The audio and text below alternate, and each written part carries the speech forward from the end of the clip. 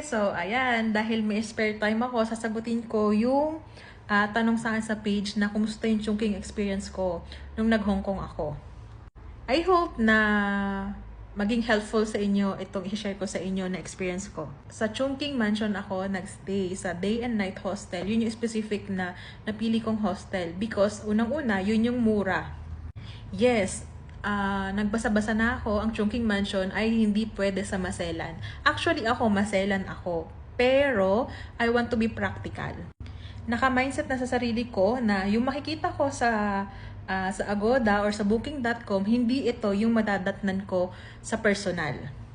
So, mindset ko na agad na magkaiba. Kasi sa pagbabasa ko na ang daming nagra-run sa Facebook, ang daming nagsasabi na, pag nagpunta kayo ng Chungking Mansion, hindi okay dyan. So, mindset ko na. So, hindi okay, hindi okay, hindi okay.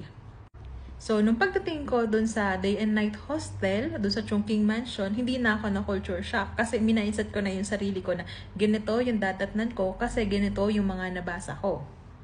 And yes, totoo yung mga nababasa nyo sa Facebook na sinasabi nila na doon sa Chungking Mansion, sobrang daming lalaki na nakaabang doon sa may entrance. So, yung mga yon hindi yon para iharas kayo, girls, okay? So, wag tayong judgmental. Syempre, wala tayo sa Pilipinas, nasa Hong Kong tayo.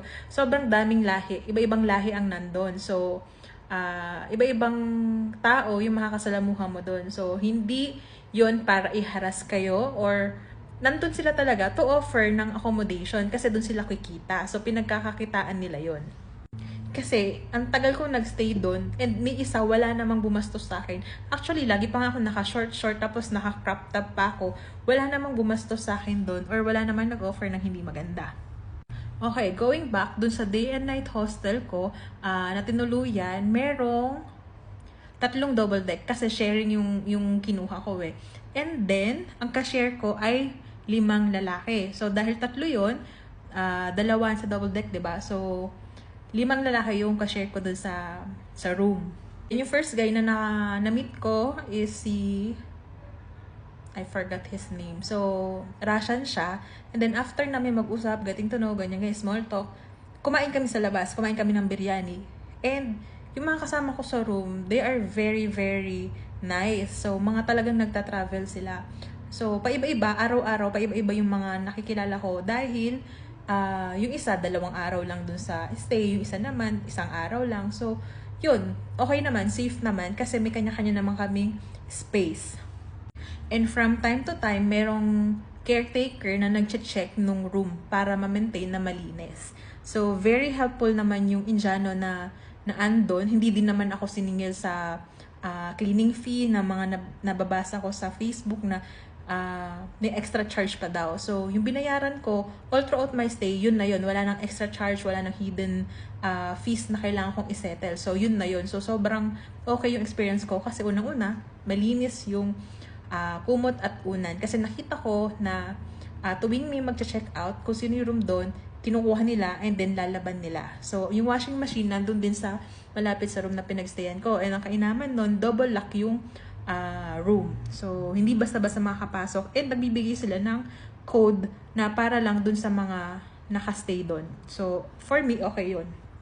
Kasi, kung kukuha pa ako ng solo room ko, imagine, diba, na parang anong oras ka aalis ng accommodation mo para ma-enjoy mo talaga yung tour mo, diba? Parang ako, umalis ako ng 6 a.m. tapos bumabalik ako ng 11:00 ng gabi. So, basically, ang gagawin ko lang naman sa room ko is matutulog ako and kailangan ko lang ng mapag-iwanan ng gamit or ng bag ko na safe, diba? So, for me, practical siya and siguro, maswerte na lang ako na nakahanap ako ng maayos na hostel. So, kung gusto niyo ng hostel na magandang matutuluyan, I suggest na mag-day and night kayo kasi approved talaga siya, malinis talaga siya.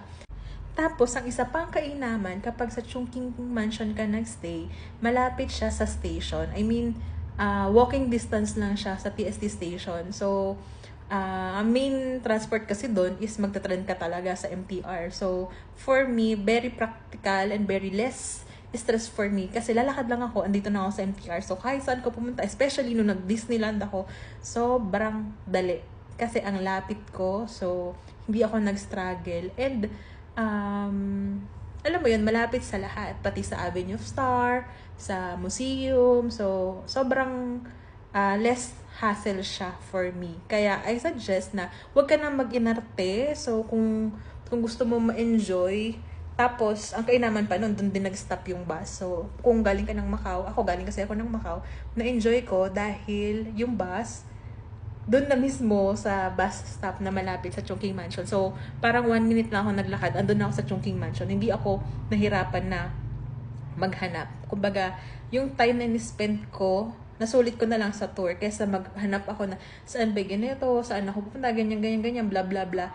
So, very practical sa time, sa budget, kung magstay ka sa Chungking. Pero, sinasabi ko is i-manage nyo yung expectation nyo.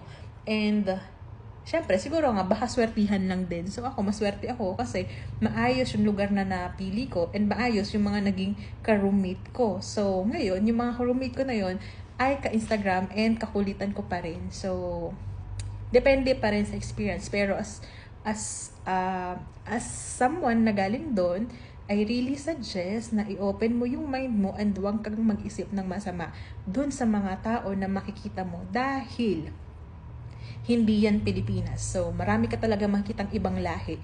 So, be alert and be wise. Hindi mo naman kailangan i-entertain yung mga tatawag sa'yo dyan or magpapakita ng interest, diba? So, nasa Hong Kong ka to enjoy. So, mag-focus ka doon. So, ano man yung maging experience mo, negative, positive, I mean, it's still an experience, diba? Experience pa rin yun. Kaya, yun, i-enjoy nyo lang and be positive. Kahit pa-stress yan, i-handle mo na lang, i-shift mo na lang na maging magandang experience yan. So, yun lang.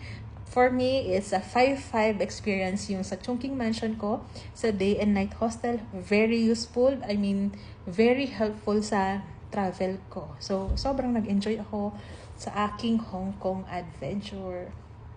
And I hope kayo din. Sa mga future na pupunta ng Hong Kong, enjoy!